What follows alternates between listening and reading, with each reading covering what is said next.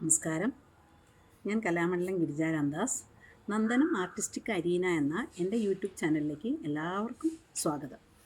ഞാൻ ഇന്നിവിടെ പറയാൻ പോകുന്നത് അല്ലെങ്കിൽ കാണിക്കാൻ പോകുന്ന മോഹിനിയാട്ടം ദ്വിജാവന്തി രാഗത്തിലുള്ള ഒരു പദത്തിൻ്റെ ചരണമാണ്. അതായത് അനുപല്ലവിയും പല്ലവിയും ഞാൻ കഴിഞ്ഞ ക്ലാസ്സിൽ പറഞ്ഞു കാണിച്ചിരുന്നു.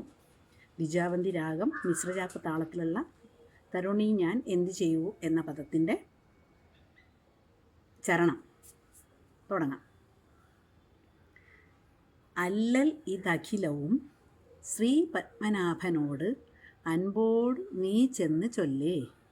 അതായത് എൻ്റെ വിഷമങ്ങൾ, എല്ലാ വിഷമങ്ങളും സഖിയായ നീ ചെന്ന് ശ്രീ പത്മനാഭനോട് ദയോടുകൂടി പറഞ്ഞാലും. അല്ലിത്താർ ചരസമനാകിയൊരു കണവൻ അല്ലാതാരെനിക്ക് അവലംബം കോകിലവാണി. കുയിലിൻ്റെ നാദത്തോടു കൂടിയ അല്ലയോ സഖി, ശ്രീ പത്മനാഭനല്ലാതെ അതെങ്ങനെയുള്ള ശ്രീ പത്മനാഭൻ? അല്ലിത്താർ ശരസമൻ, അതായത് കാമദേവന് തുല്യമുള്ള സൗന്ദര്യത്തോടു കൂടിയ ആ മഹാവിഷ്ണു അല്ലാതെ എനിക്ക് വേറെ ആരാണ് ആശ്രയമായിട്ടുള്ളത്? സഖി, നിനക്കറിയാവുന്ന കാര്യമാണല്ലോ അത്. അതുകൊണ്ട് നീ ചെന്ന് ദയോടുകൂടി എൻ്റെ എല്ലാ കാര്യങ്ങളും മഹാവിഷ്ണുവിൻ്റെ അടുത്ത് പറഞ്ഞ് അദ്ദേഹത്തെ കൂട്ടിക്കൊണ്ടു വന്നാലും എന്നാണ് ഈ ലൈനിൻ്റെ അർത്ഥം. അതിന് പാടി അഭിനയിച്ച് കാണിക്കാം. അല്ലൽ ഇതഖിലവും ശ്രീ പത്മനാഭനോട്,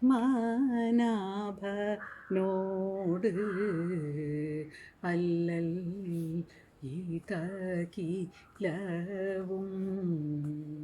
ശ്രീ പത്മനാഭനോട് അൻപോടു നീ ചെന്ന് ചൊല്ലേ.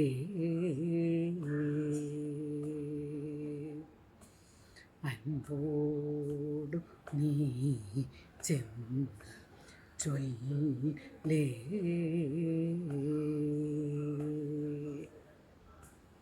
അല്ലീത്ത ശരസമൻ ആകിയൊരു കണവൻ, അല്ലീത്ത ശരസമൻ ആകിയൊരു കണവൻ അല്ലാതാരെനിക്കവലംബം കോകിലവാണി. അല്ലാതാരെനിക്കവലംബം കോകിലവാണി.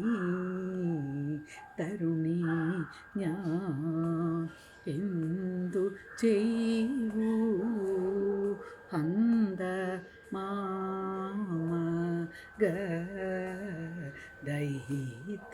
നിന്നെ മറന്നോ.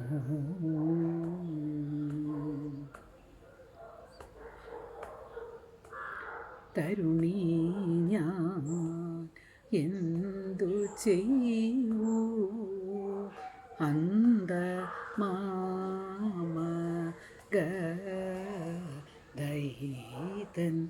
എന്നെ മറന്നോ.